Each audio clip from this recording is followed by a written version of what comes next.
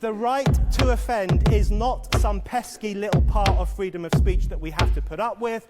It is the heart and soul and lungs of freedom of speech. It is the coursing lifeblood of human progress.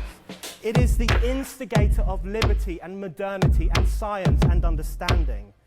What a laughing stock today's student leaders are, that they can so casually dismiss the right to be offensive without realizing that their lovely, enlightened lives are the gift of individuals who gave offense. Offensiveness is not just something we have to begrudgingly accept. Offensiveness is the motor of human progress. Now broadcasting from the Right to Offend Media Studios in sunny South Florida, bringing you the latest in politics, current events, art, and pop culture. This is the Whitfield Report Live with Sam Whitfield. But giving offense is good. In fact, it's essential.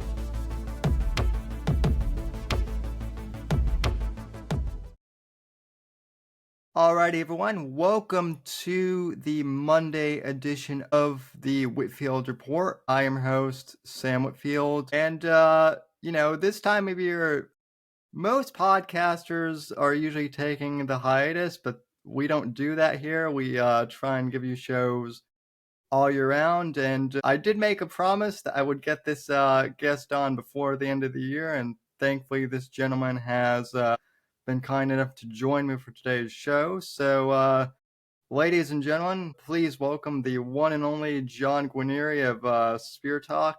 John, it's an honor to have you here. Yes, sir. And you were probably one of the few people to actually get my name right in the first go around. Sometimes when I do these other people's podcasts, they'll ask me how to say the name, and then we'll do the introduction, and then you can see like the fear in their eyes as they kind of like delay saying my last name. But you actually did it, so it was actually pretty rad how you did it. So my mother is Italian on her side of the family, so I'm used to all those, weird names. U's, A's, I's.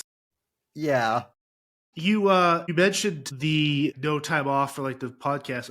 It's one of those things I adopted too, where I'm like, yeah, I want to enjoy the holidays and like special occasions. And if you're working, obviously that comes into play. But like I never believed in like the idea of seasons or chapters or I just kind of like just let it free fall. These conversations, I don't want to put like a date on where they're kind of like you can only like this conversation should be listened to no matter when or however. So it's like I kind of like how you do it.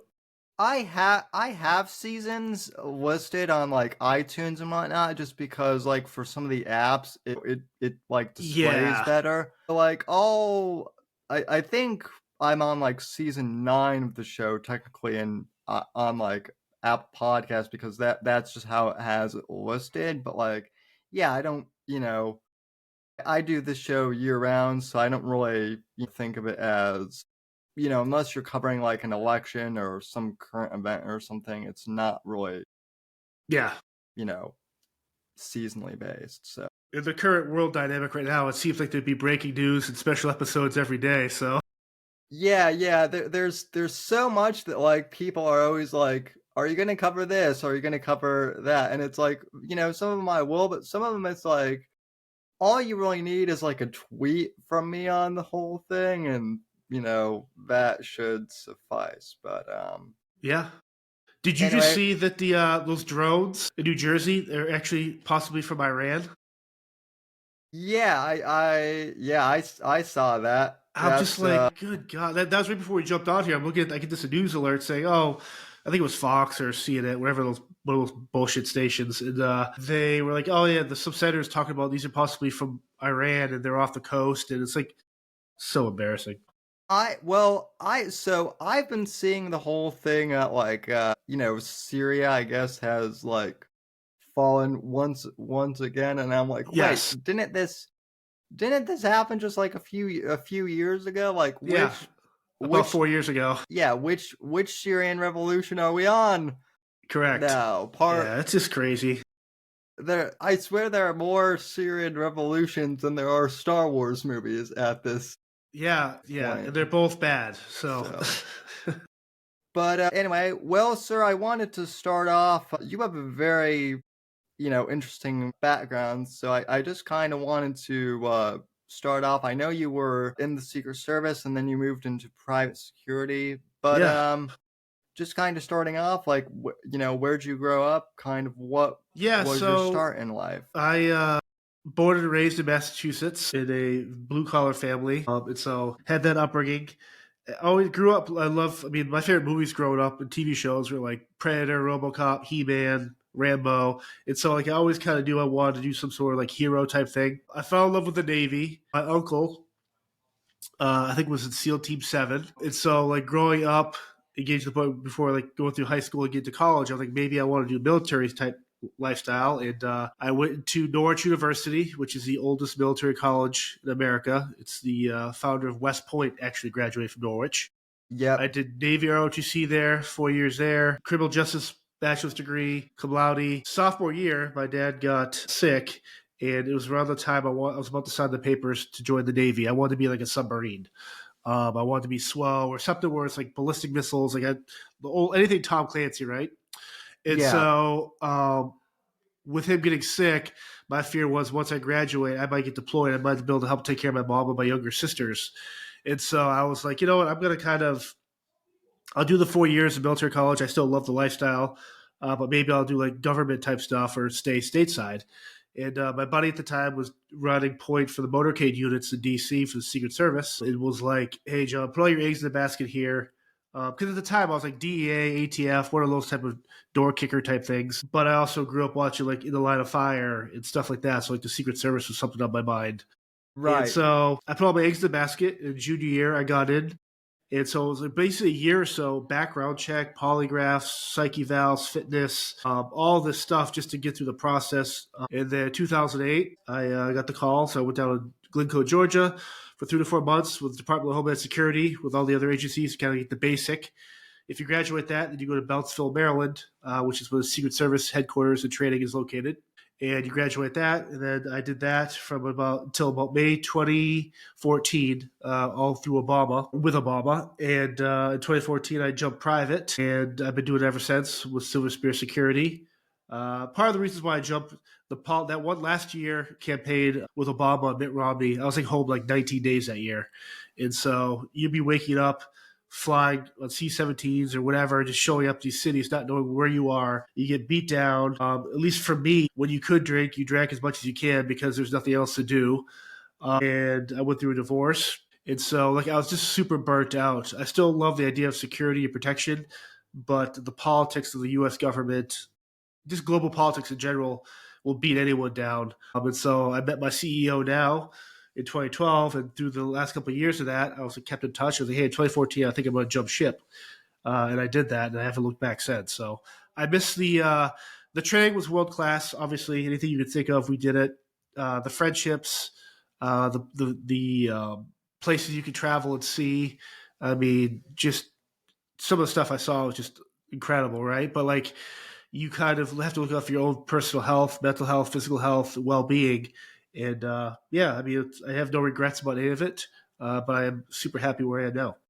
Yeah, I would imagine that being in the Secret Service, I know that there are different divisions, but I would imagine if you're on a security detail, no matter who the candidate is, it must be a bit, emotionally and mentally taxing because, I'm sure you've overheard things that, just standing in the background that you might not be able to talk about, in the public. And of course you have your opinions on things, but you can't say, Yeah, like you can't even, like we couldn't even show up to work, driving to work with a bumper sticker that had like an elephant or giraffe or donkey or whatever. Like we all, yes, your credit is correct. We all have different beliefs and backgrounds of how we think a country should be run, but that should never get in the way of doing your job, taking a bullet for the man and woman in office. And so like, it's your point though too, with like you hear and see stuff and you're privy to stuff where it's like you have no one really to vent to or talk to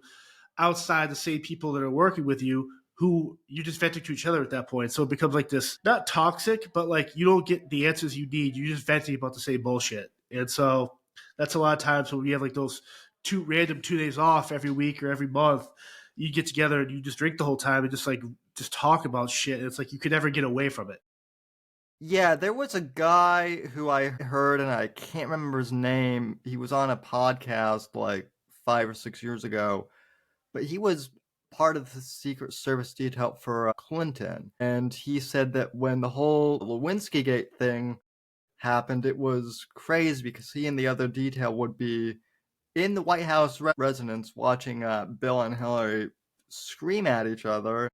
And I guess there was one instance where like she tried to throw like a flower pot, and no one knew what to do because you're supposed to protect the president, but hey, does that extend to the first lady trying to assault him? Yeah, you're in a Or weird position because it's like you're protecting the whole family, right? And even dignitaries that come in from other countries. And so when you're the issue yeah, is, I think people, you have to look at them. They're humans too, so they are a married couple that goes through their normal married couple stuff, fights yeah, and issues at home, sick people, clashing of ideas, and so that stuff happens. It's just it is different because you, the leader of the free world, it's one of those things where you have to like trust your judgment. But I think a lot of that comes with being enough time, spending enough time in those positions to kind of read the body language of people and how if they feel perceived, or how they're being like looked at and stuff like that. So yeah, I don't. That time period must have been why. I can only imagine. It is when I jumped in there. There are people at the tail end that were retiring that worked through that whole thing, and it's like some of the yeah, stories and some of the stuff is like it's pretty wild because the story itself is wild of what we know in public, right? But like all the yeah, other stuff where you're kind of like, this is wild. yeah. Well, and then like even with I imagine, did you get to meet Obama? Oh yeah, no, Or I okay, they're awesome. He was yeah, awesome. Sasha and Malia were incredible. His mother was awesome. Michelle, she was awesome. She's very motherly, but like I don't know. There's just I think towards the end, I think she thought she was the rock star. If that kind of makes sense. yeah, And it's not. I guess I mean it comes off as docking, but like I don't mean to.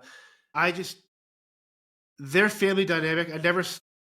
Okay, I'll take a step back. Them as a family, they're awesome. Like I think they're both really great parents because none of us know what it's like to raise a child as the president of the United States or the first right, lady. And you're under scrutiny, you're under limelight. Some people hate you, some people love you. You can't go to regular schools, and if you do, you have 16 people following you. You can't have sleepovers unless there's 14 armed dudes outside your bedroom. And so, like yeah, their role as parents, I thought under all the pressure and circumstance was awesome.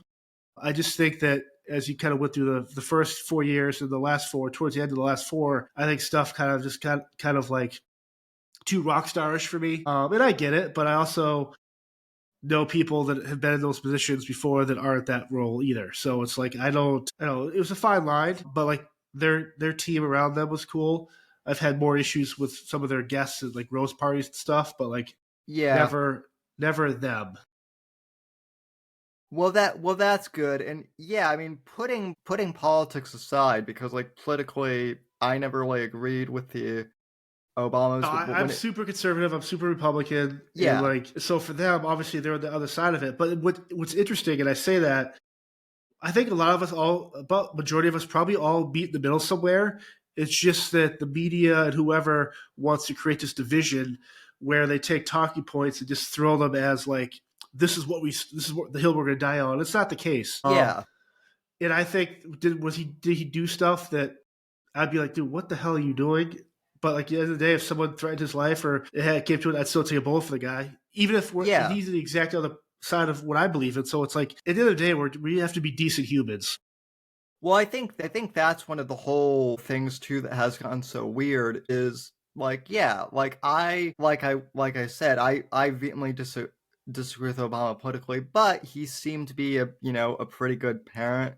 And I think as far as the politics goes, I think with Michelle, people kept saying that she was going to run for president at some point or a candidate, and I just from some of the people that I've met, kind of who are political insiders, and just kind of from what I've observed on my own, it doesn't. It seems like she was willing to kind of go along with being the first lady because it was what he wanted, but she's not Hillary Clinton. Correct. where she's a political operative herself. Correct. Yeah, like you look at Hillary, and I've had run-ins with her, and I've talked about it before on the podcast, but like there's something like just pure, like I don't know, I'm not gonna say evil. I think that's overused, but there's like a severe disconnect with like her lack of understanding of how some of her actions have changed the course of history for all the wrong reasons. And it's like I mean, you can talk about the Benghazi stuff, like the 13-hour story, and incidents like that where it's like you're so tone deaf to some of your actions and reactions to situations that I find it hard to believe that someone else in that position wouldn't allow that stuff to happen if you can redo that stuff. And so I don't know. She a story I always talk about. She actually called me a. Can I swear on here? Well, yeah, you can fucking swear all the time. We were at Maya Angelou's funeral. I think it was in the Carolinas somewhere on the East Coast. And Maya Angelou's body's in the front of the church, and a lot of world leaders are there, all different presidents and poets and actors, and obviously Maya Angelou's iconic, right? And so Hillary shows up late with Department of State. Getting out of the car first is Huba, basically her right-hand lady. Huba was married to Anthony Weiner, that whole scandal. Yep. And again, I've never had issue with Huba. Again, I think a lot of it was media-driven. Was she a good person? That's up for debate. She was never always cool to me. So I stop her coming to the church. She's not coming from a clean vehicle. So she arrived before Hillary and a bunch of other people. If you're not arriving in like a motorcade that's cleared, you're getting stopped. Go into your purse. We're going to check you out. I mean, we know who you are, but for optics, hey, make sure you don't get a gun. There's no pepper spray, like stuff like right. Yeah, I've done it a million times. I can do it super quick where you before you even realize it, you're already sitting down. I do my thing. She was cool with me. Yeah, I get it. Hillary blows through. As I'm doing that, because she's with her detail, she turns around and says, "You know who the fuck she is, you cunt," to me. And so I'm still doing my gig. My first thought was, I want to just fucking Maya Angelou's here. Like, what are we talking about here? But Hillary's always a hothead. She's always been that person. Huba kind of does her thing. Like, she goes to her seat. She's fine. And Hillary's just kind of jarred. I mean, keeps walking. I'm looking down the hill, just shocked that happened. And like some of her drivers and some of the detail of Department of State are by the car outside the drop-off point, looking at me, just shaking their head, laughing, going, "Man, good on you for taking that one like a champ." And that's one of the first times I'm kind of like, this is the most insane. And it's like, this is who this person really is. Yeah. But I was just like, that is like, if I ever read a book, that's probably going to be the title of the book. Hillary Clinton called me a cunt. But like, I was embarrassed because you just, what event you're at, what position of power you're in. It's like, it's just, I don't know. It's just, I don't know. I just have a really hard time defending someone like Hillary Clinton. Well, I'm definitely not a Hillary fan myself either. So you're not gonna get any disagreements from me either. I mean, I have said, and this is just my personal opinion, I think even if she's not evil, and I mean, I think she is personally, but I think more than that, she's very. Yeah, for sure.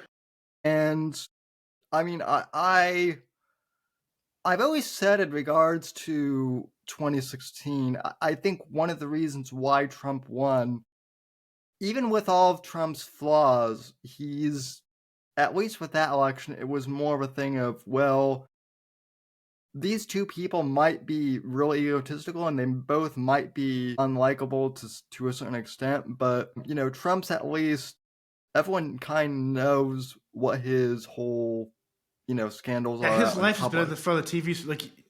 His life's been in front of TV his whole career. So it's like, there's nothing he can really hide from. And she was that was awesome. I remember when that night he won in 2016. I was doing a private event. People like Tarantino, will.i.am from Black Eyed Peas, a bunch of people like that were doing like this entertainment, cool thing about talking about their lives and career and science and history. And as that's coming through, like the ticker, Hillary was losing, Trump won. My will.i.am was about to go to this event where I'm at with him, and he decides to blow it off. He was like emotionally like distraught and sad, and like literally just canceled the event. And people are like, "Dude, the problem I have with celebrities, they think they have like this act about them where it's like, dude, you realize that whoever's in presidency has no effect on your life. Yeah. At that level, what do you care about? What? You're not going to pay. You're going to do everything that Trump does with his taxes, legally figure out a way to not pay as many because the laws are in place. But so the people in the middle, like us, that have to like live and deal with buying groceries ourselves or filling up our own car with gas and stuff like that, we're the ones affected by this. But you virtual signaling, cry, dude, you're will.i.am. You're the Black Eyed Peas. Like you might be upset your guy didn't win and whatever. I'm okay with that. But this temper tantrum you're throwing was super embarrassing. You know, it's like I kind of look back. I was like, dude, this is awesome because you are a child. Yeah. Well, that was the crazy thing too, was like watching all these celebrities melt down. And I mean, the crazy thing with this election is it was pretty much like a repeat of Correct the last time Trump won. Yeah, just more eyes on it. And so it's like, yeah.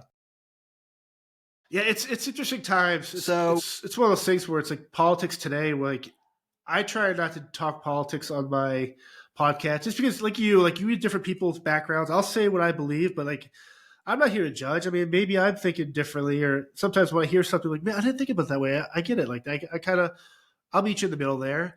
And so it's tough to kind of like be who you are, but also be who you are on something you've started, right? So it's like you have to be careful of like that balance act, which I'm to the point now where it's like, I mean, I get it, but I'm also like, dude, why do I have to not be who I am just to appease potential? Like, I'm who I heart on my sleeve, like love it or hate it. I don't need your fake friendships and fake likes and fake subscriptions if it's just to appease commercially what I'm trying to do, right? So it's like it's trying to sort through that madness of that. But I'm sure with like you guys and like our friend Eric Bishop's, all these other podcasts, Justin Clark's and stuff like that, where you're like, you kind of have to juggle all this stuff and kind of figure out like where you are. You're like, ultimately, at the end of the day, what makes you happy. Yeah, I mean, look, I'm very conservative. I'm not as outspoken as I was, in my 20s, and part of that is because, I mean, there are people who are grifters on both the right and the left, which it's terrible. I'm not really interested in that. But, the thing out, like me being an author now and me continuing the podcast, right. Whole thing, yeah. I get to talk to people who are like really genuine, like yourself, like Eric Bishop, who is awesome, and I'm really glad that you two have that, connection. Yeah, it's interesting too because like you bring up a good point. Like you with your author stuff, you don't have to. I mean, you do have to be careful with being who you are in the sense of. I've always found, unless you're reading like an autobiography or obviously a political book that's stemmed in politics, like world affairs, I don't want to ever put my name on a book or something that can't be read by everyone and elicit the same emotions. And so it's tough, right? Because you can't. And I have a bunch of writing stuff coming out where I have to be careful, where I don't want to alienate some people just because of who I am. But if I'm writing about heartbreak or something like that, that should be relatable to everyone, no matter what political form you're in. So it's like trying to put those words on paper. Now, obviously, you're writing about, you have action noirs about the mafia and undercover cops. And so it's like that landscape, I think, is conducive to kind of, I don't know, like I wish as artists that we could just be who we are without the ramifications of people saying we suck or we're going to boycott you or we're going to just leave negative reviews because we think differently than you and stuff like that. It's like, at the end of the day, if me being pro-life pisses people off to not follow my podcast, then I'm happy. And so I'm not here to, I've talked to people who are atheists, who are pagan, who are pro-choice. I've talked to all different walks of life. And not once have I ever come away saying, I hate that person. I disagree with him. Why do I have him on the show? Like we talk like humans. That's what we ultimately should be doing. The only thing that really turns me off from people is that when they're so ideologically driven that they purposely will alienate themselves. It's weird. It's like, right. It's like, dude, it's like you brought up the people on X a lot. You'll have these rage clickbaiters that will just say something ridiculous just to get like some like the Daniel Penny thing in New York City recently. Like these people will just say something ridiculous just to get the rage likes and the money and like the shares. And it's like, how do you even attach yourself to something like that? Like, that's why like social media is like a lot of people just hide behind this facade. Yeah. And you're getting mad at the people who you're either not smart enough to realize that these people are just trying to egg you on And so I don't know, the whole thing is just frustrating. Yeah, I mean, it really can be at some times. I mean, like the whole thing that I wouldn't realize I've gotten into hot water, but like the whole thing with like the transgender movement, it's kind of like, okay, I don't understand it, I don't get it, but like if that's you, and if as long as you're not bothering anyone, great. I wish you the best of luck. At the same time, though, like I do think it's a little weird that they're trying to push this in schools, and that's kind of what I have a problem with. And if you can't see that, that doesn't necessarily make me a bigot, but that Correct. means That's that there's exactly it. There could be aspects of certain stuff that make sense, but just because I disagree with different parts of it, even if a majority of it, doesn't make me a bad person, or just because it doesn't make me. I'm just like, I'm trying to understand where you're coming from. If you're 36 and you want to dress up and be trans, dude, I'm coming to your wedding. Hope it's Yeah. open bar. But if you're telling me that my nieces have to go into a classroom and then there's a bathroom and it's like all this stuff where it's like, dude, what are we even talking about?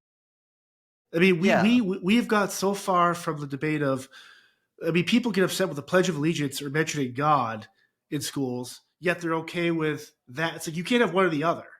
And the irony of all these people that are, you can't have God and schools and all this stuff, you're still cashing checks and saying God we trust on the back of them, money and stuff. So it's like, pick one side or the other. Because if you're Yeah. anti-all, then be anti this. It's just, the whole thing is super frustrating.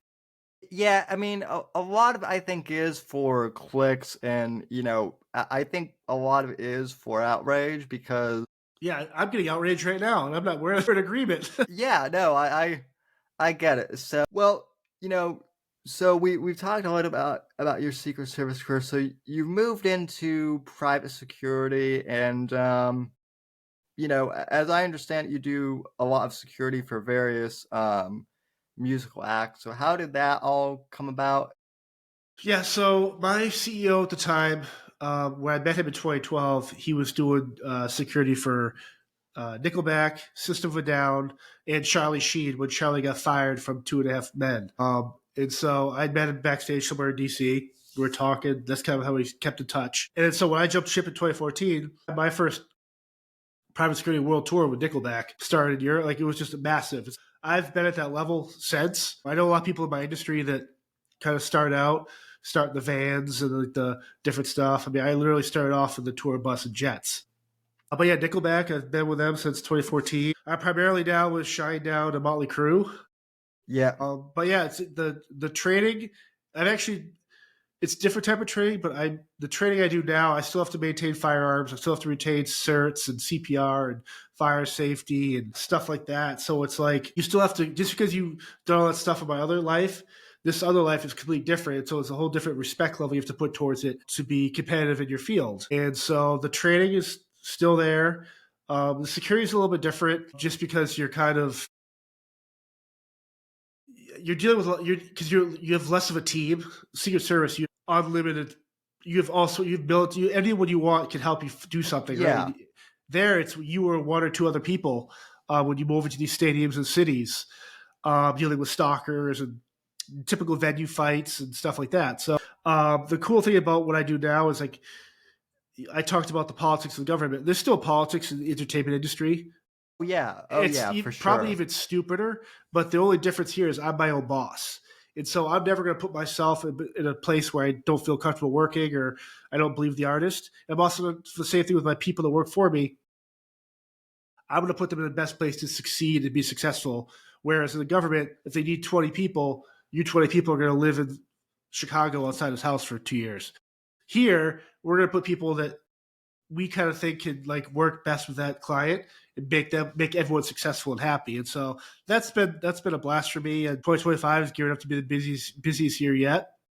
I know during like the pandemic, it got kind of different and slow for a lot of people with events, but we still did a ton of estate security and stuff like that. That's why I started my podcast. And so you adapt or die. And I think every day we should have to figure out a different way to be more successful than the day before. And so that's where I'm at now with all that. But it's been truly a blessing.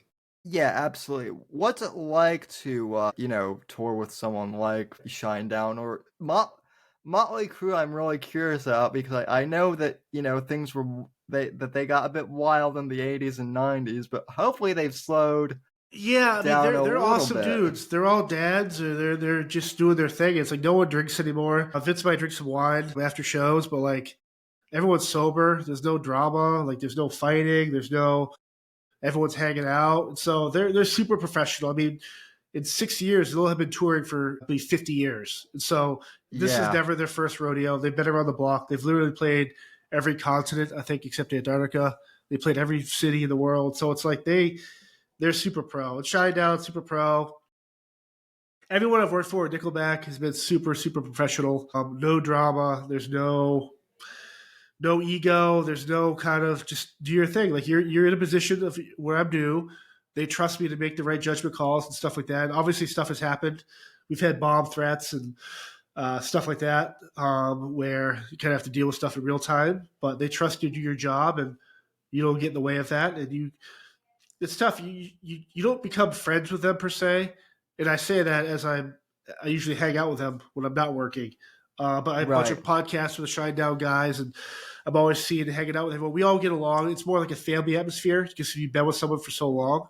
But they still respect you to do your gig, and there's never a moment. Hey, John, what do you think? That's the biggest takeaway I get from that. When you get to this level, and they ask you for your call, it's like you and I go into like, hey, you guys, what you got asking like you guys should play this song on your set list. Like I'm never going to tell them that. They're going to ask me for their advice, and I'm going to give them my advice. They're going to respect that. It's that two-way street there, and so that's the best part about the job. Yeah, well, I mean, it definitely seems, it seems kind of strange to me. I mean, it's not really surprising. Like you mentioned that, you'll have to deal with bomb threats. Like I can't imagine like who would want to like, do anything weird against like Shinedown or something. I guess it's one of those things where it's like I don't think they're specifically targeting Eagles of Death Metal, the Bataclan. They're just in a part of the country in France where a migration problem obviously is an issue. Manchester bombing, Ariana Grande, Las Vegas shooting. I just think it's a means for some crazy people to, whether it's real or not, lone wolf type atmosphere where it's like you get people want that attention of, hey, we're going to have 12,000 people outside the gates for a sold out show. Let's pretend we're throwing a pipe bomb, which happened this past year in Pennsylvania at a show with Shinedown. We had to hold doors. We blamed it on the rain. But in reality, there was a potential pipe bomb someone put in a tree outside this fair where thousands and thousands of people were walking past this thing. And so we had to sweep the K-9 units, the police units, mayor's office had to sweep trash cans and all this stuff just so people get to the show. So stuff like that happens, but you have to – there's always certain people in the band you can tell in real time what's happening without getting in the way of what they're supposed to do, which is put on a show and make people happy and feel their happiness. And so you got to toe the line there. Some people that jump in just in the security world right off a detail or something like that come off as like too in your face, too gung-ho. You're not there to be crazy and act cool. You're there to like bring in the information, source out how you're going to solve this, figure out what the problem is, and go from step to step and make sure the show can go on safely if possible. But yeah, that stuff like that happens. I mean, we've had death threats being mailed in. Social media has been crazy lately. Being a bass player in one of the bands, some woman just threatened to kill us next time she sees us. And so we've had stuff like that where it's like mental health is a problem in this country, in the world, obviously. Yeah. And so you feel bad for these people. Do I think this person's a bad person? No. But when I talk to the church that they belong to, saying, hey, they used to be part of the church, but they stopped taking medication and we've had to call the cops on this person, it kind of makes you wonder what the means this person has to actually do some damage. Do I think they're going to pull a gun out and shoot me backstage somewhere? I mean, I hope not. But it's one of those things where it's more like they're looking for attention because they're just grasping at straws and whatever it is. And so, but that stuff happens all the time. Probably once or twice a year I get a death threat in a message on Instagram or Facebook. I'm just like, it's sad that I'm numb to it. My first thought's to laugh, but the laugh isn't out of it's not going to happen. It's more of a here we go again. Like, what are we going to stop this problem with mental health? It's crazy. I might be rare. It kind of seems like you and I are both kind of maybe rare in this instance, but like I don't really get enthralled with like celebrity I don't even there. Someone asked me culture the other that day, that like, who much. if I could have someone on my podcast, it's dead. I mean, I would say like Johnny Cash, John Wayne, those type of people growing up. But like, Yeah, I have met every world leader in the world, just about every celebrity, and they're just people. I mean, yeah, they're a lot shorter than you think, and a lot of them wear a lot more makeup than you think. I'll leave it at that. But like, so, but for me, I'm like, there's no one here. I bring back my grandfather, bring back my grandparents, bring back people like that. That we make the wrong people celebrities. I think, yeah, I think there needs to be like a course correction on that. I'm not saying you can't have your favorite athlete or your singer or your actor, like author. Like I'm all for it. I would love to be J.K. Rowling, and I've met someone like Stephen King or people like that where it's like I would have loved to be Tom Clancy, and I would like, hey man, I appreciate your work, but like it's that. Like I'm not here to some crazy like you're just a regular dude that's really good at what you do. Well, I'm good at what I yeah. do, and Sam's good at what he does. We're just in different lines of work, so it's like it doesn't make you better than me just because you have a billion followers. Yeah, as long as the thing that really matters to me, and this seems so cliche, but it's true. As long as you're a decent person and you can be respectful of me, we're gonna get along no matter if you're, a multi-platinum Correct. selling artist or if you're just a Yeah. janitor But we're gonna laugh at the somewhere. same memes. We're gonna laugh at the same Yeah. crap happening in the country. That I think ultimately, if who you eat dinner with, that's how I kind of treat these people. Like, can I have dinner with these people and not talk about what we do for work and just talk about life? Then those are the people I want to be associated with. Yeah. Yeah, absolutely. I think, and I think the celebrity culture has gotten weirder with like social media too, because now you have people who aren't necessarily even like celebrities for any good reason other than, like a viral video or something. Yeah, it's so toxic. I mean, the other thing too is like I came out of law enforcement at the tail end before like there's a push for body cams. And so, like, but even now in this industry, everyone has a cell phone, right? Everyone's recording. Everyone is just like doing something. So you're always in the limelight. It feels like even now, like when I'm not working and stuff like that, it's like you go to like a grocery store or a Google Mall Christmas shopping, and everyone has their phones out, they're documenting stuff. It's like there's no like sense of privacy, and so it's like I don't know. It's just the whole thing's just bizarre to me.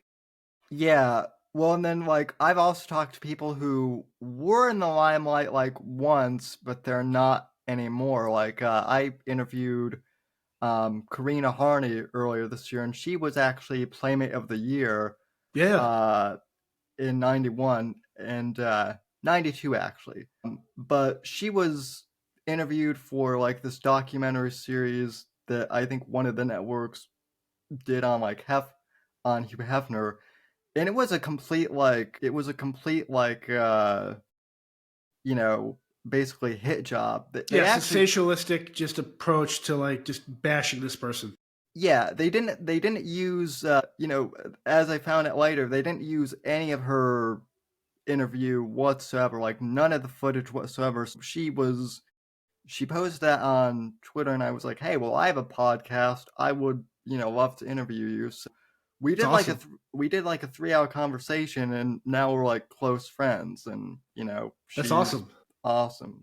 That's the thing about podcasting. It's like you give people an avenue that don't normally get a spot to talk to an audience, right? Because how many people the overlap is probably not that great with your audience versus like her audience, but you able to like cross pollinate and kind of like probably have a great conversation where both sides can kind of like this is kind of cool. Like that's why I love podcasting. It's like we give voices to people that might not necessarily have the spotlight on them all the time. And those are the Right. conversations I think people can relate to more often. Well, like her whole thing was like, she was in Hollywood for a little bit, but then she left because she had her daughter, and she didn't really want to be in the spotlight. So, she took X amount of years off, but now she's kind of, I guess, back, but she's also like you and I very conservative, so she doesn't really feel like there's much of a place for her anymore in traditional meat, in like the mainstream meat. And plus, like with everything like going on with like Diddy and like Harvey Weinstein and like all this weird, Jay-Z. stuff. Yeah. It's always like really weird, like when you look at some of these celebrities and it's like, wow, they're all like, it's funny. The people who you think are, decent always turn out to be degenerates, and then some of the people who you think might be degenerates are actually decent people. Yeah. Sometimes. Yeah, decent doesn't mean you're perfect. It just means you have your faults, you admit them, you work through them, and those are the people we should be putting on pedestals. Yeah. Not these people that tell you they're perfect and you kick open their closet door, it's just full of skeletons. As a lot of these celebrities now, as stuff's coming out, you're like, this guy was a piece of shit from day one. Yeah, and none of it really, sadly, none of it really surprises me anymore. Like I always try and do my due diligence to just to look into things and not automatically like believe Correct. Any narrative. Like I think you mentioned Quentin Tarantino a few moments ago, and I love Tarantino and his films and great artist, whatnot. He's someone who people they say he's weird, and it's one of those things like if something came out about him, I wouldn't really be surprised, but at the same time, like he might not be like, I'm not looking to really ruin someone's life that way either. Like, correct. Yeah, no, it's exactly that. It's like you don't want to. Like the problem is people have hijacked those phrases. And we're like, what's weird that he likes? Yeah. Like I don't even know. Like I like the whole thing with Quentin Tarantino. People are like, oh, he always showcases like women's feet in his films, right? It's like his trademark shot, even from like Death Proof and Pulp Fiction and all these movies. Jackie Brown, like the idea of a woman's foot is like something he always showcases. And people are like, oh, he's got a foot fetish. Well, so is Rex Ryan, who coached the New York Jets. So it's just like, what's weird? I mean, do I have that? No. Do I think I don't know. Like we put these labels on people. And it's just a way of saying maybe you don't understand these people. Well, and then also like, people like every few years, like whenever there's like a mass shooting or someone will always go through like, the shooter's DVD case that gets, put, and they'll be like, oh, this person had a Tarantino movie, and they'll try to somehow like pin violent video games or violent media on these types of people, and it's like, well, if everyone who played Grand Theft Auto or something, is mentally ill, then we'd all be, mass shooters. Yeah, I'd be like that. So yeah, it's video games are so wild too. Like it's weird. My friends always joke. It's like I'll play like NFL or like NBA and some of those sports games, but like I can only play games if there's violence. It's such a weird because maybe not violence, but I want a game that's real. Like if I'm gonna be if I'm playing like that's why I don't like Halo and games like that where it's just like there's no blood. Like if I'm get blasted by a gun, like I want to see I want to see like what's gonna happen to my body or that person's body. Like I need it to be like relatable. Yeah. And so this whole idea that years ago when they started pushing like Marilyn Manson, this is why the school shootings and this is why violent video games. Like no, you're blaming video games because they can't defend themselves. And so you're just blame the system and the situation. But like if you're gonna blame Grand Theft Auto, it's just I don't know. Like it just I'm torn by it because I get it, but I'm also like it seems like an easy thing just to blame an inanimate object for the reason why your kid's a piece of shit. Yeah, it also well that's just it. It seems be a good parent or mom or dad and raise your kids, and don't have the actual babysitter should be hanging with a kid and not just here's a video game or headphones and I don't give a shit what you do. Make sure the lights off in your bedroom by midnight. So it's just like and that's the other thing too is like, I'm 30, but like I am old enough to like really kind of remember like when the internet was just the internet. I think social media really didn't even come around until I was already in college. And so when all these different apps like started popping up, it was really bizarre how like, you started hearing things like cyberbullying, and it's like, that wasn't that wasn't a thing. Like, we had the internet, but no one I know had a meltdown because someone said, a mean thing about them online. It was Right. always like, if someone says something mean about you, either talk shit back to them or, at the very least, like, hit the block button and just sign off if it bothers you that much. So I welcome the hate. I'll especially at X now. If someone's, no matter what side you're on, post something blatantly just bullshit, I will antagonize them a little bit just to get the response back, just because I think it's funny. But like, yeah, some of the stuff where I'm just like, dude, if people don't like what you're doing, it means you're doing something right. And I don't mean that in like a sense of like, obviously, if you're a dirtbag, you're a dirtbag. But like, if you're like asking the questions, if you're talking to guests, it might be controversial, or you're just allowing these conversations to happen. If people are upset by that, you're doing something right. You have the courage to do what they're afraid to do. It's them calling you a pacifist or a heretic or a Nazi just because you're having a conversation with someone that's differently than you, thinks differently than you. They're just afraid to do what you're doing. It's like, so just type it. I'll just make, oh, he's a Nazi. Why? Because he's talking to someone that, I think, I just recorded an episode on Speartalk. Daryl Davis, a black man who meets with the Ku Klux Klan members and gets them to denounce their stuff. And on our conversation, he talks about the fact that other black people and white people call him crazy. You can't help the evil. What are you, Uncle Tom? All this shit. He's like, what are you talking about? I'm having the conversations with these people. We have agreed, like a black guy and a white guy can figure this out and make the change. And he's been so successful at it. It's just like, so it happens to everyone. It's just so wild to me. Yeah, I'm actually a huge fan of Daryl Davis. He's been on Joe Rogan's podcast a few times, and I remember like I after listening to like one of the episodes with him, I'm like, man, why isn't this guy getting? I said that. I go, we put the wrong people on the pedestal. Everyone's like, oh, if MLK was here and all stuff like that, like people like Rosa Parks, and these people say, well, you still have those type of people here. You're just not giving him a voice because he's doing stuff and solving issues while you just talk about them and label people. He's physically going out there and being like, hold on a second, this person might not be truly evil. Let's share a beer together and figure out why you are racist, or maybe you grew up in a system that allows racism, and this is all you know, and you could laugh, you could share a joke with a black man. And so it's like, those type of people need to be the ones we put on the pedestal and be like, dude, these are the heroes we have. Yeah, one of my neighbors, he's an older gentleman. He was racist for a very long time against black people, and part of the reason was because he grew up in Chicago, and he was like the only white kid in a black neighborhood back in the 60s, when he said a lot of these black kids would beat me up for no reason. So I started to hate them because, that was what I was used to. But then I guess, his daughter or something later on married a black man, and he has, black grandkids. So that changed things. But it's like, yeah, you can't necessarily just paint someone as being racist just because, of this, that, or the other thing. And I think we're so quick to judge, in the age of social media.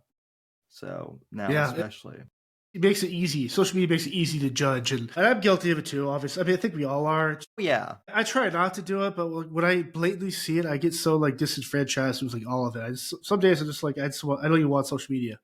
I don't need it, but you do if you want to share your podcast and the stuff you're writing and doing, and so it's like you got to navigate, like, kind of find your lane, and it's okay if you kind of hit the rotary a couple times, but just try and stay true to yourself, and that's the only advice I can really give on that.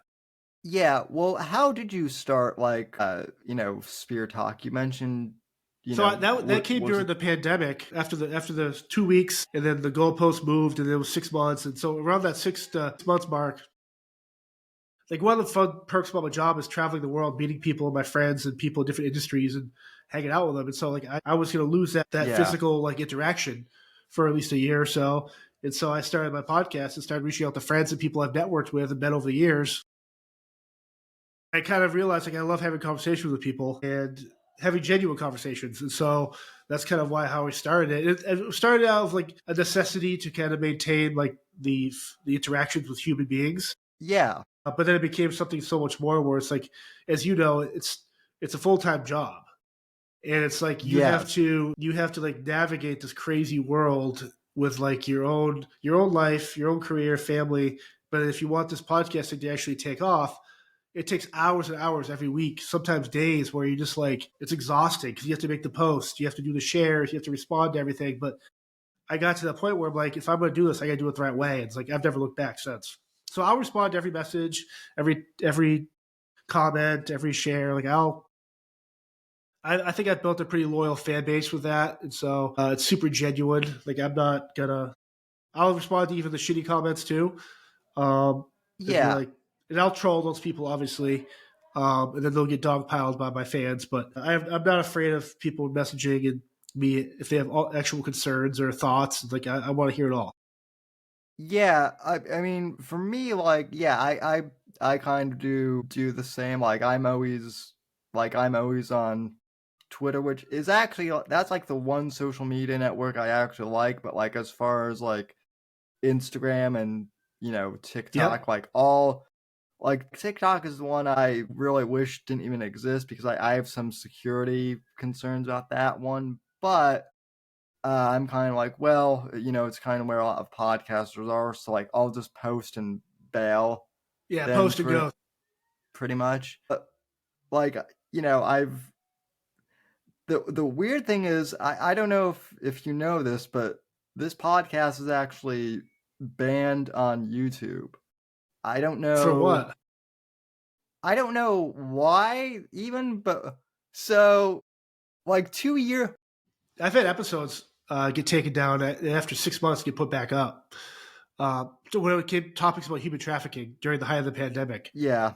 I had a bunch of Well, like censorship stuff. yeah. So, well, what happened was, so there were two podcast episodes that I had done on the whole January 6th thing. One of them was talking to Awesome. someone who, he's my best friend. We've known each other since kindergarten, and he's actually a staffer in Washington, D.C., who works at the Capitol. So I interviewed him, and basically, I didn't ask any leading questions or anything, but I basically just said, "Hey, you were there. So what happened from your perspective, and what was?" Yeah. I didn't egg him on to try and do anything political. I just asked the question, and we had a good interview. YouTube took that down because they tagged it as like election misinformation or something, even though I never once mentioned the election. And then they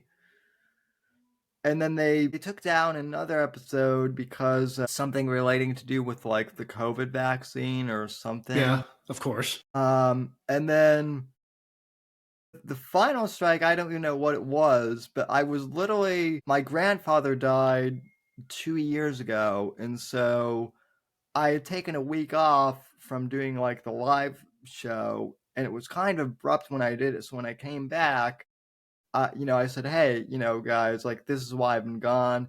And I was literally in the middle of like talking at my grandfather on the show, and all of a sudden, live stream just gets cut off, and then I get an email saying that my channel has been permanently banned for community guideline violations.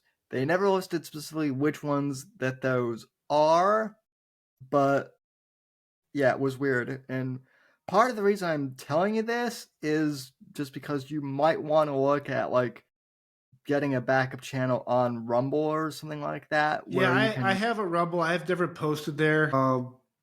Again, like I said before, it's so much work.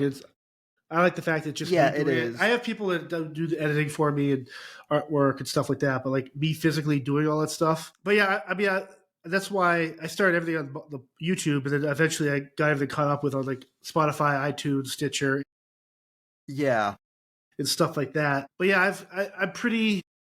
There's been some guests that kind of like push the stuff, but I try not to say one way or the other what should have happened. Or I mean, especially if it comes to the pandemic, like the vaccine stuff is still a hot topic. Yeah. The human trafficking is still a hot topic, and like some of the disclosure stuff with UFOs is kind of still an issue. I've had issues with that in the past, but I think that's going to get better now because we're under attack by aliens. Yeah. So yeah, it's just wild that stuff like that's censored. My whole issue is pretty much that, like, I don't really care. I literally wouldn't mind if someone, wanted to come on and, talk like about white supremacy. I would challenge them on that for sure. Yeah. And I would it would come confront down them, to you as the host as making but that a learning experience for everyone. Like, I've had people reach out that have been like, I want to come on here and talk about this. I'm like, part of the for me is like, I just don't, unless I know the person wholeheartedly, I put a lot of time into like researching the people, like someone like you would do as well. So it's like, you just can't like have someone on there on a random day without no preparation, right? It's like, right. sometimes that gets bogged down because I'm actually doing my actual job. Yeah. But there's been times where topics want to be discussed. I'm like, I really don't want to talk about that. Or I don't want to. I've had, same with work. Like years ago, we were hit up by, remember when Planned Parenthood were having all like the crazy protests and like fires and stuff? I was hit up by, hey, could your company do security for a bunch of our businesses? We're all conservative, Christian, Catholic, and politely said no, thank you for reaching out. So it's like, I'm okay with having my beliefs kind of supersede like who I want to talk to, or work with or do stuff with. But I'm also able to kind of be like, if you want to talk about this type of stuff, let's do it in an environment where it's like, say you're pro-life and pro-choice, or you're pro-Israel or pro-Palestine. Let's all get in a room and talk about this civilly. Because obviously everyone's going to disagree, and that's okay. But where we meet in the middle, that's where we can kind of nurture like these relationships to kind of actually solve some issues. Yeah, I mean, it is unfortunate because like there have been some episodes where like I have had to delete like maybe a few episodes because like there are some guests I've had on who, when I interviewed them, they weren't, controversial, but then things have changed and they take on a viewpoint that I don't necessarily agree with. And it's not necessarily that like I'm trying to cancel them. It's my whole thing is now there's the whole thing that if you've ever been associated with anyone who is now controversial, then you automatically get lumped in with. Yeah, I've had a bunch of UFC Hall of Famers on my show. One of them a couple of times, and as the pandemic progressed, and with the first bunch of people that came out, the first type of the celebrities that came out and said, "Hey, I don't think the vaccine's safe," they were met with like, "You're like Joe Rogan, like you're Horst Warm, like you're crazy, you hate human life, you're going to kill people," and obviously, the history is going to parlay itself. Where I think most people who are anti-vaccine are going to be on the right side of history. I think as stuff comes out and all this leakage comes out, like all these people talking, and I've had people reach out to me, "Hey, I love your show, I love you, John, but like, you can't have this anti-vaxxer out here." I'm like, well, first of all, he's my friend, and two, I'm not taking the show off. So either don't listen to the podcast or just don't follow that episode, or like, this is his belief. He didn't say anything crazy. Now you look at it and you go, man, I wish more people agreed with him. And so oddly enough, one of those said people reached out to me last year. It was like, as stuff kind of came open and people were kind of like digging deep in this, they actually, I want to apologize that you stood your ground. I was like, that was for me, is like I was like, hell yes. Like, yeah. I mean, it's still my friend. Now, if this person had said something completely outrageous, like fuck this group of people or screw that religion, you're not going to be on the show to begin with. I don't want that hate. But if you have something that talks about science or your view of vaccines, I don't care.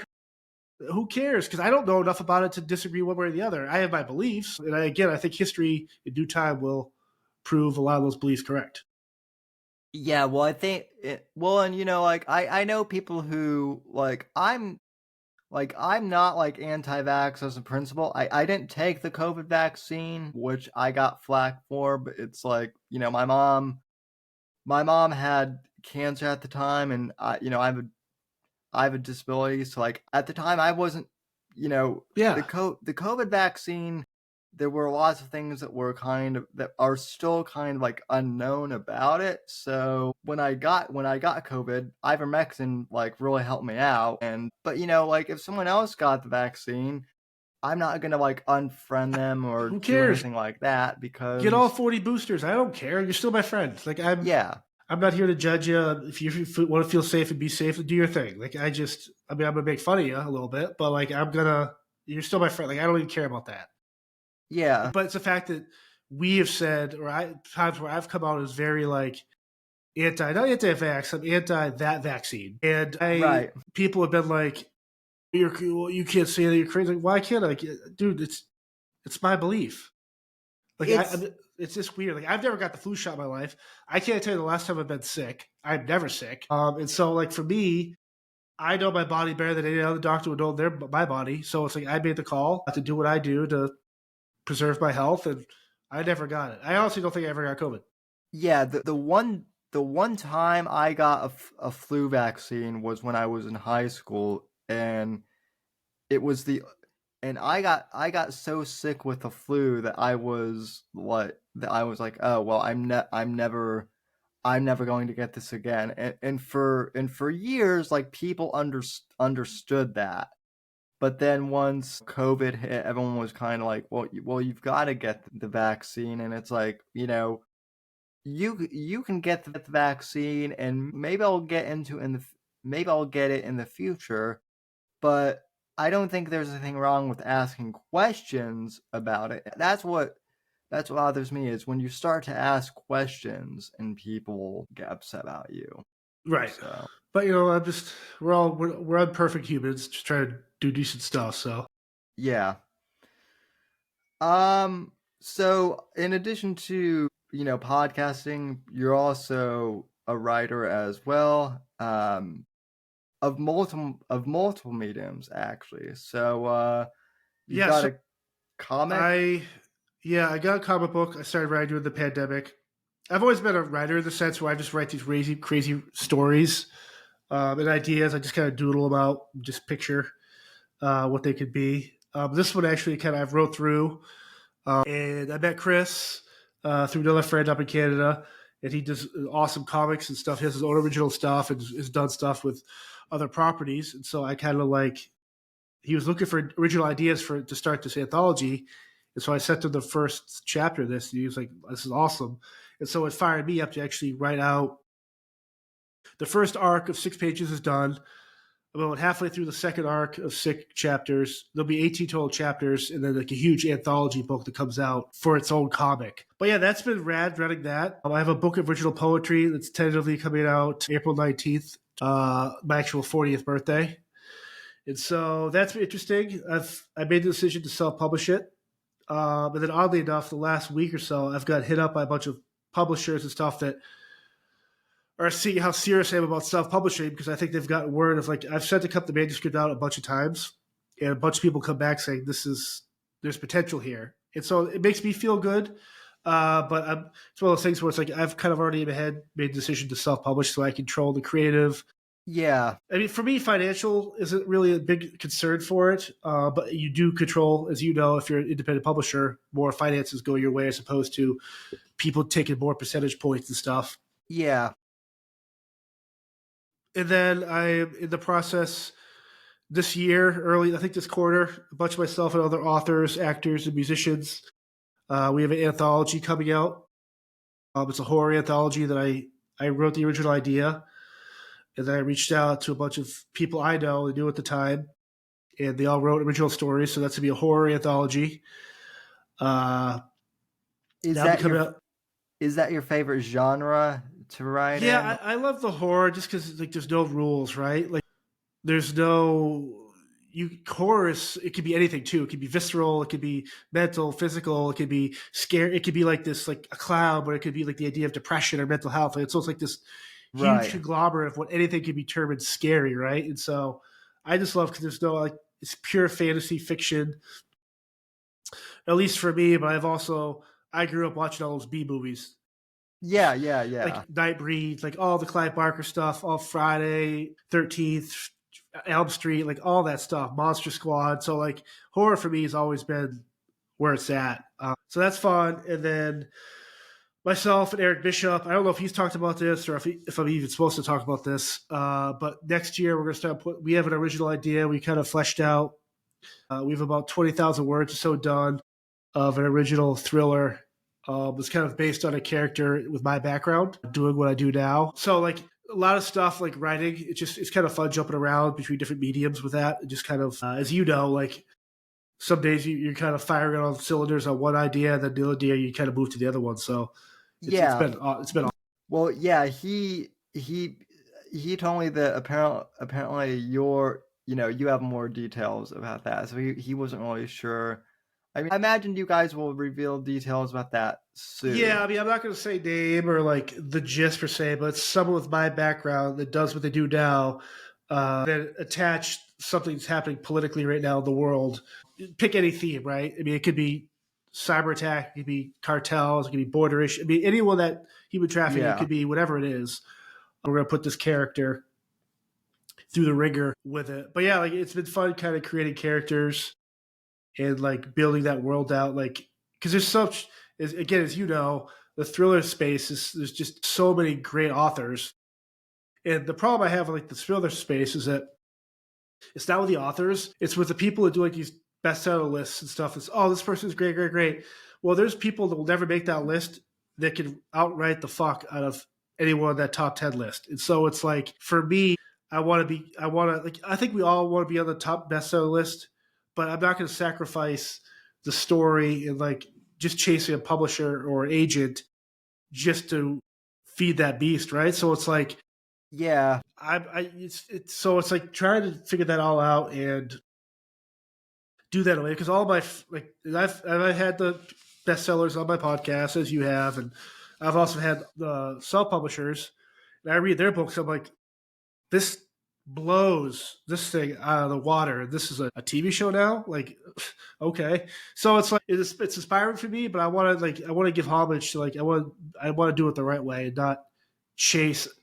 I don't want to chase someone telling me this is a great book. I want to chase the idea of writing a great book. And so, yeah, I also like I like the idea of kind of like experimenting and kind of like cross, yeah, for sure, cross breeding genres too. Like one of the things I was told, even like by some indie authors as well, short stories and novellas don't really sell that well. Well, everyone who has kind of read my work, like when I was first writing Shadows of Deception, which was kind of my political thriller book, everyone that I kind of gave the first couple drafts to was like, this is great, but I personally can't really like read like a 300-page novel because I've got kids or I've got a job or I'm in college, I'm busy. So I think I can't read. I think short form novellas are really kind of like making a comeback in that sense. But I mean, also, if I do have a larger novel, then, I can put that out as well. And but if you believe in your art, I mean, that's the biggest selling point for me. Yeah. At least with people. So it's like, if you believe in it, and these people that say this type of book doesn't sell well, it's only going to tell someone like me, well, I'm going to make sure the book I write in this genre sells very well. I'm going to double down until I get there. But like, and I know Eric and I were just talking about this, and Ava, Dare, a bunch of other people were just kind of like, they've been writing short stories. Stratton recently put one out with Lone Bear Wolf. So people like that, where it's just like, I get the fact that people don't really read short stories like that, or like novellas, but it's like, if it works, who is telling us that we got to make people care about them, I guess. And so be that person that makes someone want to read novellas. Why not? Yeah. It's like that's why I love growing up. Like the Stephen King would write like those like long books, but there's 4 or 5 like compact stories in there. Some of those compact stories are The Running Man, Shawshank Redemption, this stuff like this, where it's like The Green Mile and stuff like that, where it's like these are little tiny books that flourish in these crazy, amazing worlds. So I'm like, that's what I'm like, dude, I'm just gonna do what I do, and I'm gonna love it. And then I think people are gonna, if they see that, if you care as the artist of your own work, that they should care too. That's the best selling point, I think.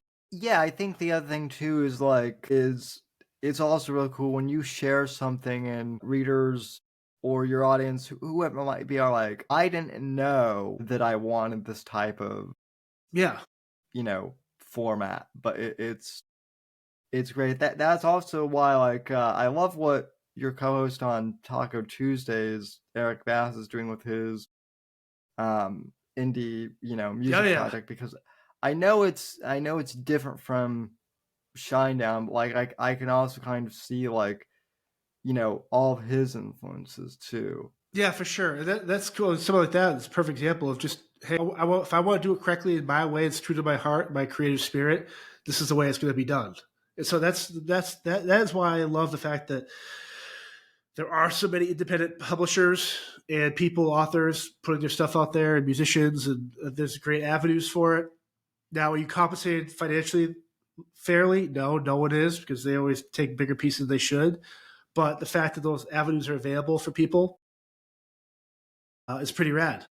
How and I don't really know if you can speak to this at all, because I know that you're in security, but how are musicians and other people that you've worked with and done security for, I imagine that you've worked with people who are both big into traditional media and independent media, but are they noticing this shift, or have you ever been able to really Yeah, no. talk So a lot of the about people, them? I mean, there's a bunch of obviously radio people and media people that are great at what they do, that stay true to the music craft, traditional radio. But there has been a shift in terms of shows like this, that our artists can talk about stuff they're not going to talk about in an interview that's only being cut up for five quick reels, right, or sound bites, where you can actually talk about that person's life in a long form with no language restrictions, no time limit. So I think it's one of those things where it's podcasts. I mean, you look at the presidential election. Clearly, it helped the election, putting him out, putting Trump with Theo Vaughn and Joe Rogan and all these other podcasts, where it's you're speaking to a different generation that has grown up on podcasts. Where if you're 40s and 50s, what the hell's a podcast, right? And so you grew up with the Channel 5 News. That was your news source. So I think there has been a change, at least the ones I watch. They're doing more and more podcasts now, just because it's a different set of eyes, but it's also, you can be more true to yourself. You can just be just who you are, talking about stuff that you normally don't get to talk about. Because if artists have new work or CDs or songs, of course you have to ask about and talk about that, but you can also talk about stuff that you never get to talk about, habits and favorite foods and restaurants and family stories and hobbies and why they go fly fishing or their last hike they did, stuff like that, where it's this is the stuff that people are going to want to hear about and be more relatable to that said person. Yeah, well, I remember, when I was in high school, that was when Shinedown became, kind of a band with, a big hit band with Second Chance, which I think is honestly, to this day, probably their most overplayed song, at least on the radio. And I think it does a real disservice to them, because people have kind of been oh, well, that's just Shinedown. And yeah, that's the problem with a band that has bands that have that one huge monster hit, is that people just get associated with that one song. But that song also crossed 5 different genres too. Pop, adult contemporary rock. So it's you have to they're true fans are able to, I mean, you'd be able to figure out these guys they've got the most number ones in Billboard history, 23 number ones. And so it's if you're a fan of that music, you're going to know. But to your point, if you're just a passerby on the radio, you always hear that song. I mean, there's a reason why you always hear that song, because it's one of the biggest songs of all 2000s. Yeah, it's interesting. Radio's definitely changing, and how music is taken in and put out and stuff. End of the day, I think the meat and potatoes will always stay there. Yeah, I mean, and that is the other thing I've, at least listening to your podcast with Eric, I didn't really know, and it's not because I assumed, I didn't know how, deep Eric is as a person. Oh, yeah. And so it was it's been cool to kind of hear his creative process, and wow, he's doing a lot of this stuff independently. You kind of, the assumption is that once you make it big, you just have a team of production people who can just do all this for you. Yeah. it's like, it's really cool that he's, you know, getting in there hands on and whatnot. Yeah. Yeah, it's he's very open about his mental health and depression battles and who he is as a human. It's been refreshing for him and for me and for the audience that's garnering on itself, where people like, not many musicians are doing a podcast like that where they're openly talking about what they're going through with the creative process either. So it's pretty cool. Yeah, well, and I think that gives like, you know, again, that gives more credence to we're all human, whether, you know, whether or not you're, you know, a millionaire or, you Correct. know. We all have shitty days, we all have great days, and we're all going to meet somewhere in the middle eventually. And we also, you know, we might not be as rich as, you know, maybe the perception is. Correct. I mean, define rich, right, too, to your point, where it's just like, yeah. money can't buy happiness. I mean, I hear that sometimes like, well, if I had this much money, I get pretty damn close. But like the actual sentiment behind it is you're happy when your heart's happy, and money should not be attached to that. Yeah, well, you know, that's, you know, I think you've got the right idea about all that, whereas like a lot of, I guess, e-celebs, you know, they don't really have that yet, so. Yeah, maybe they're unhappy. Maybe they're chasing a version that they think is what they're supposed to be, but I have to ask, since it's relevant, like, what do you think of this whole thing that's kind of gone on with the Hawk to girl and the I think I just met her the other day in Nashville, and she was super proud, polite, professional. She was with her manager. Like, yeah. I think like the crypto scam thing. Well, just anything.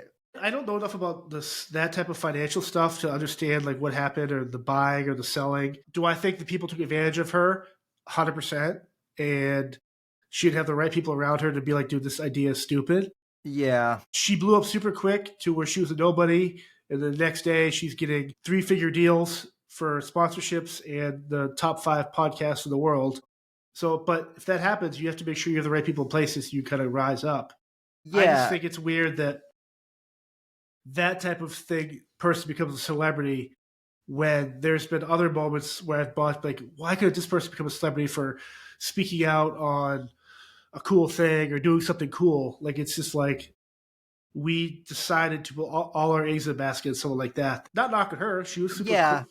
But the idea of someone like that becoming famous is bizarre to me. Yeah, well, so I've been podcasting since like 2008. So I've been Yeah, you've been a while. Yeah, I've been in it for a while.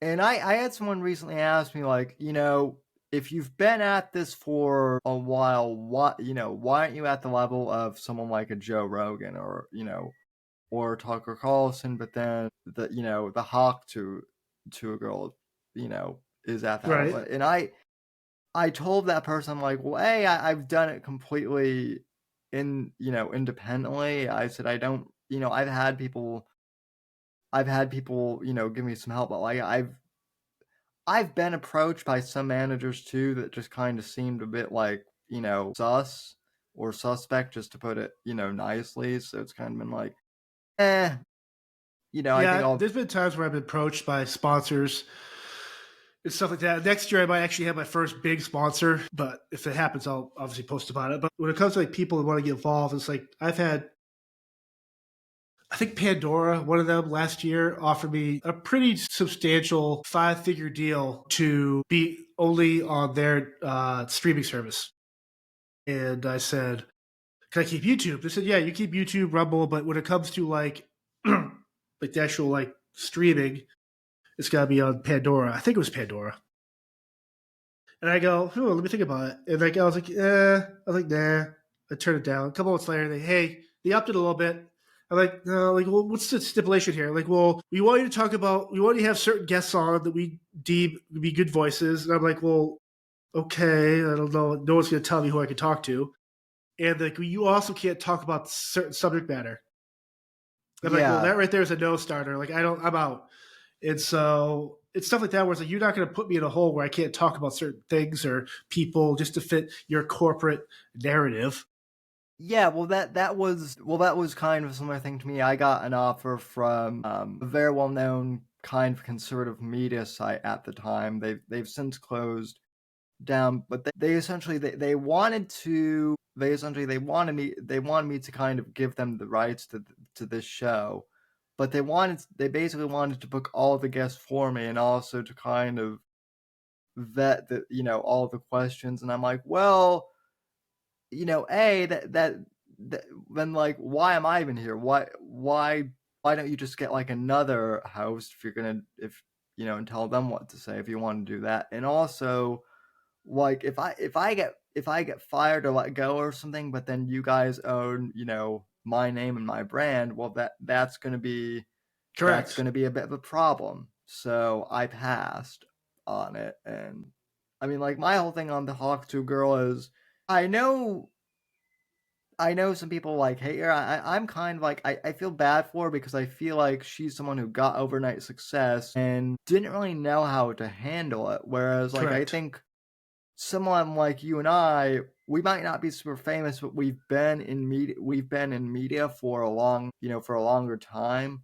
So we're more used to, here's what you need to look out for. Correct. And like, I've noticed that, like, a lot of celebrities, some of them deal with it well. Some of them, I think, just kind of get overwhelmed by suddenly being famous, and it messes with them. Yeah, they get these people that latch onto them. Usually they're family or friends that just want to take the ride up and not do any of the work and just siphon off all like the money. It's a sad thing. I've seen it happen with a bunch of celebrities before and artists and stuff, where it's like, if you don't get the right people off your back, you're going to be screwed to get to the next level. So yeah, well, even like people who, like, I know, like, I've gotten messages from people who I haven't talked to in probably like 15 years, but now they see that, like, in their mind, I'm a famous author now. So, they kind of want to glom on to me, and it's kind of like, I see what you're doing.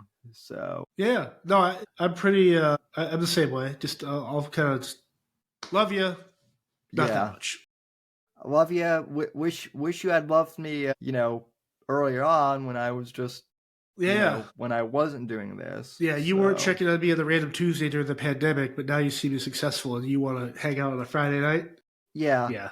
Well, and that's the other weird thing is, like, people like, well, you're famous now, and it's like, well, I'm like, even if I am famous to you, or even if I were to get famous, like, I still think I'm the same guy who loves like 80s action films and rock and all this. Like, I'm still the same guy at the end of the day that I was like 5, years ago. So what I do actually have to jump off here in a little bit because I have a work call. But I mean, I could obviously do a part 2 or whatever, but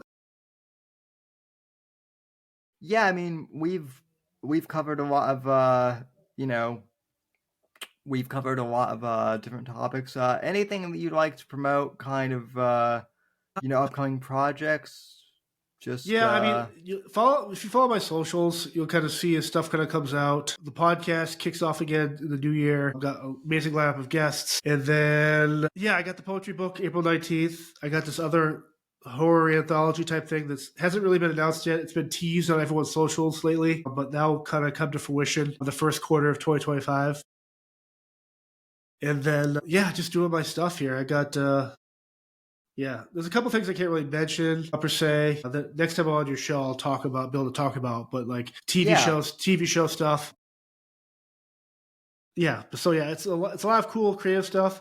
Just trying to stay busy and focused. And then obviously my job is my job, and I'll be busy all next year with that again. So it's been awesome. It's I'm glad we actually be able to jump on here finally. I know I've been trying for the last 4 or 5, 6 months, but it's awesome. I love what you're doing. I think it's great. I can't wait to share to my audience everything you're doing.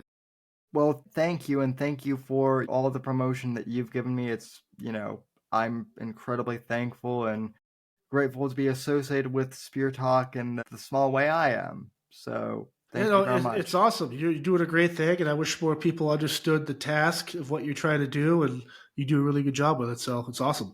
Well, thank you very much, and you're welcome back anytime, man. So once I have a couple more dates, kind of like, or idea or stuff that's actually going to happen, I'll come on your thing first and announce them first. Yeah, yeah, absolutely. Well, anyway, John, thank you for coming on. And real quick, where can people follow you on social media? Yeah, so on Instagram, it's at John Silverspear. Facebook, I just post on there, but it's anything I post on Instagram goes to my Facebook. So, but you just have to find me on Facebook. Yeah. But like Speartalk is on everything, X, Twitter. Just type on Speartalk. That's anywhere you go. It's same with my personal. But yeah, it's kind of fun juggling all the different ideas and stuff through social media. But yeah, it's John Silverspear is the hub for everything. And then any questions you have, I can direct you towards certain pages and stuff like that. But yeah. Yeah, we'll link to all your stuff, too, even though we already have like a pretty large crossover audience, I think. Yeah, for sure. Nevertheless, maybe someone new will be listening to this and, they can check in on some of your stuff. So I really appreciate you coming on, and folks, I really appreciate you for tuning in, and we'll be back for the Wednesday live stream. Until then, take care and God bless everyone.